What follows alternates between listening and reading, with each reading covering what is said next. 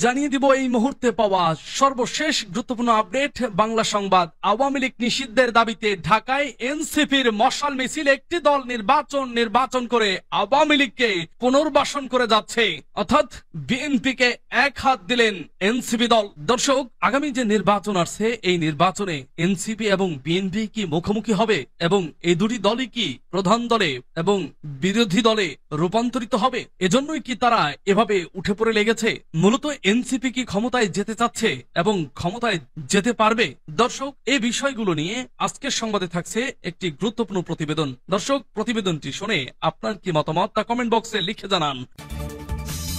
এরপর জানিয়ে দিব অমুসলিমদের জামায়াতের প্রার্থী হতে আহ্বান শফিকুর রহমানের। আল্লাহু আকবার, নারায়ে তাকবীর। জামায়াত অবশেষে কোথা থেকে কোথায় নেমে গেল? ক্ষমতা পাওয়ার লোভে অমুসলিমদের জায়গা করে দিচ্ছে।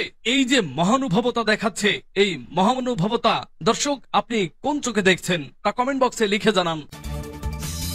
এরপর জানিয়ে দিব অবশেষে সরানো হচ্ছে কুয়েটের উপাচার্যকে। আরো জানিয়ে দিব বিএনপি ক্ষমতায় গেলে শিক্ষিত বেকার ভাতা চালু করবে বলছে তারেক রহমান। সর্বশেষ জানিয়ে দিব ইসলাম বিরোধী পক্ষ নিয়ে হাসিনার মতো পরিণতি ডেকে আনবেন না অন্তর্বর্তী সরকারের উদ্দেশ্যে মামুনুল হক। ভয়াবহ হুঁশিয়ারি। শেষ রক্ষা বোধ হয় ডক্টর ইউনূসের আর হলো না। ইসলাম বিরোধী কর্মকাণ্ডে জড়িয়ে যাচ্ছে ডক্টর ইউনূস। দর্শক, এই সমস্ত বিষয় নিয়ে আজকের সংবাদে গুরুত্বপূর্ণ আলোচনা থাকছে। আর এই আলোচনা শুনে আপনাদের মতামত কি তা কমেন্ট বক্সে লিখে জানান। আর জানিয়ে দিন আপনি কোন জেলা থেকে বা কোথা থেকে আমাদের সংবাদটি শুনছেন এবং দেখছেন।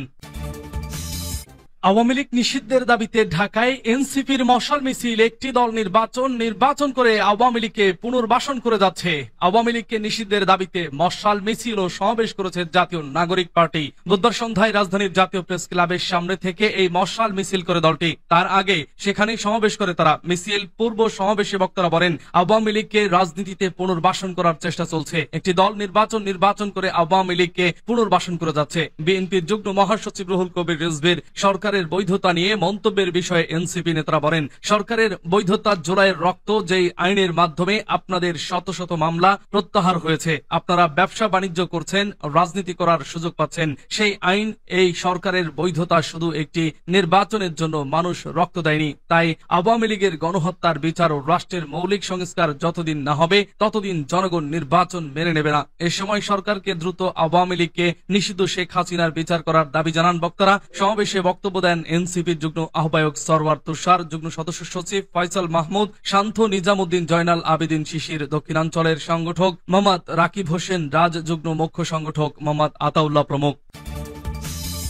অমুসলিমদের জামায়াতের প্রার্থী হতে আহ্বান শফিকুর রহমানের। নির্বাচনে জামায়াতে ইসলামের প্রার্থী হতে অমুসলিমদের প্রতি আহ্বান জানিয়েছেন দলটির আমির ডাক্তার শফিকুর রহমান। তিনি বলেন, আপনাদের কথা আপনারাই সংসদে গিয়ে বলবেন, আশ্বাস নয় আহ্বান জানাচ্ছি। যদি পছন্দ করেন তাহলে আগামীতে জামায়াতের ব্যানারেই নির্বাচনের জন্য তৈরি হন। আপনারা এলে স্বাগতম, না এলে অন্তত ভালোবাসা চাই, কোনো ব্যক্তি বা দলের জন্য নয়, আপনার নিজের জন্য এবং দেশের জন্য চাই। বুধবার রাতে রাজধানীর ডিপ্লোমা ইঞ্জিনিয়ার্স ইনস্টিটিউশনে ঢাকা দক্ষিণ জামায়াতের ভিন্ন ধর্মাবলম্বীদের নিয়ে প্রীতি সমাবেশ এ আহ্বান জানান জামায়াত আমির। তিনি মসজিদ মাদ্রাসা যদি পাহারা দিতে না হয় তাহলে মন্দির পাহারা দিতে হবে কেন?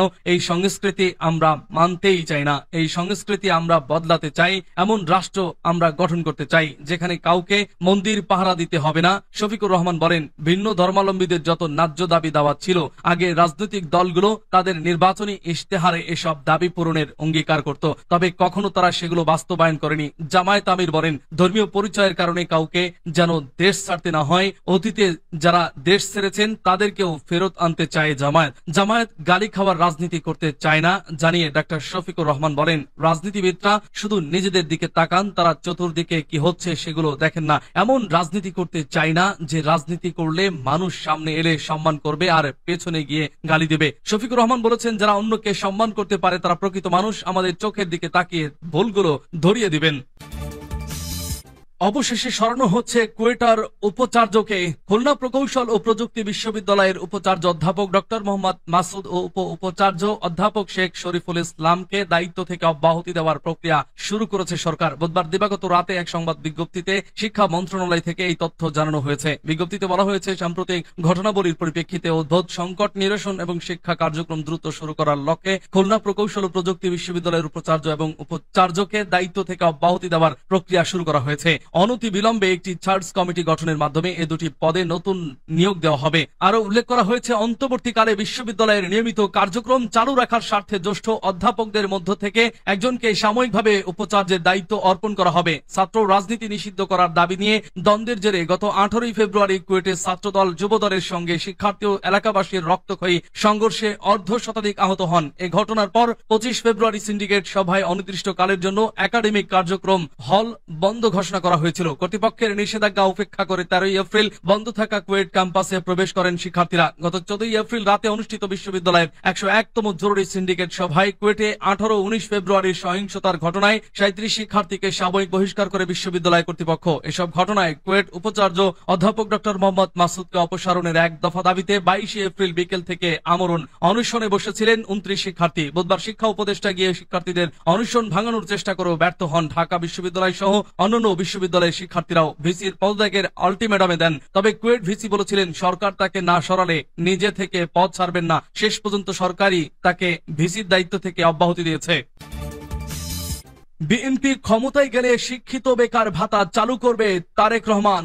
দেশের শিক্ষিত বেকারদের জন্য বিএনপি বেকার ভাতা চালুর বিষয়ে ভাবছে বলে জানিয়েছেন দলটির ভারপ্রাপ্ত চেয়ারম্যান তারেক রহমান। তিনি বলেছেন, আমরা চেষ্টা করছি যারা চাকরি পাননি তাদের জন্য বেকার ভাতার ব্যবস্থা করার। এটা 1 বছর পর্যন্ত থাকবে। এর মধ্যে সরকার তাদের কর্মসংস্থানের জন্য চেষ্টা করবে। শিক্ষিত বেকাররাও তাদের কর্মসংস্থানের চেষ্টা করবেন। বুধবার রংপুর, নীলফামারী ও সৈয়দপুর জেলা বিএনপি সাংগঠনিক জেলা নিয়ে রাষ্ট্র কাঠামো মেরামতে বিএনপির 31 দফা সংক্রান্ত প্রশিক্ষণ কর্মশালায় ভার্চুয়ালি যুক্ত হয়ে তিনি এমন ভাবনার কথা জানান। বিগত সরকারের আমলে সরকারি ও আধা সরকারি চাকরিতে দলীয়করণ হয়েছে উল্লেখ করে তারেক রহমান বলেন, বিএনপি সহ কিছু রাজনৈতিক দলের তরুণ নেতৃত্ব ছিল, তরুণ সহকর্মী ছিলেন। তাদের অনেকেরই আন্দোলন সংগ্রামের কারণে বয়স পার হয়ে গেছে। এটার ভুক্তভোগী শুধু ছাত্রদল নয়, এর বাইরে অনেক মানুষ আছেন যারা স্বৈরাচারের রাজনীতি সমর্থন করতেন না, কিন্তু সরকারের পক্ষে না থাকায় তাদেরও চাকরি খেয়েছে বা চাকরি দেয়নি। এই বাস্তবতা বিবেচনা করতে হবে। তিনি বলেন, বিএনপি মনে করে অবকাঠামোগত উন্নয়ন নয়, মানুষের জীবনযাত্রার মনের উন্নয়ন প্রকৃত উন্নয়ন। মানুষ যেন দুবেলা দুমুঠো মাছ ভাত খেয়ে শান্তিতে ঘুমাতে পারে, এটাই আমরা চাই। অন্তর্বর্তী সরকারের উদ্দেশ্যে মামুনুল হক, ইসলাম বিরোধী পক্ষ নিয়ে হাসিনার মতো পরিণতি ডেকে আনবেন না। বিতর্কিত ওয়াকফ সংশোধনী বিল বাতিল ও মুসলিম নিধন বন্ধের দাবিতে ভারতীয় দূতাবাস অভিমুখে খেলাফত মজলিসের উদ্যোগে গণমিছিল ও স্মারকলিপি প্রদান কর্মসূচি অনুষ্ঠিত হয়েছে। বুধবার বাদ জোহর জাতীয় মসজিদ বাইতুল মোকাররমের উত্তর পাদদেশ থেকে গণমিছিল শুরু হয়। এতে নেতৃত্ব দেন খেলাফত মজলিসের আমির মাওলানা মামুনুল হক। মিছিল পূর্ব সমাবেশে নারী সংস্কার কমিশনের প্রস্তাব নিয়ে অন্তর্বর্তী সরকারকে উদ্দেশ্য করে মামুনুল হক বলেন, ইসলামের বিরুদ্ধে অবস্থান নিলে কোনো সরকারই বাংলাদেশে এক মুহূর্ত টিকতে পারবে না। সুতরাং ইসলাম বিরোধী অবস্থানের পক্ষ নিয়ে হাসিনার মতো নিজেদের জন্য ভয়ঙ্কর পরিণতি ডেকে আনবেন না। মামুনুল হক আরো বলেন, ওয়াকফ সংশোধনী বিল বাতিল ও মুসলিম নিধন বন্ধ না করলে প্রয়োজনে দিল্লি অভিমুখে লং মার্চ করা হবে। সারা পৃথিবীতে আজ দুটি জনপদ সবচেয়ে বেশি সমালোচিত। একটি গাজা ভূখণ্ড, যেখানে বর্বর ইসরায়েলের গণহত্যা চলছে। আরেকটি হলো 30 কোটি মুসলমানের ভারত। কসাই মোদী সরকার ভারতকে মুসলিম শূন্য করার অপচেষ্টা চালিয়ে যাচ্ছে। সাংগঠনিক সম্পাদক মাওলানা ইনামুল হক মুসা ও মাওলানা ফয়সাল আহমেদের যৌথ পরিচালনায় সমাবেশে আরো বক্তব্য দেন সিনিয়র নায়েবে আমির মাওলানা ইউসুফ আশরাফ, নায়েবে আমির মাওলানা মহিউদ্দিন রব্বানী, সাবেক এমপি অ্যাডভোকেট মাওলানা শাহিনুর পাশা চৌধুরী, মহাসচিব মাওলানা জালালউদ্দিন আহমদ, যুগ্ম মহাসচিব মাওলানা আতাউল্লাহ আমিন।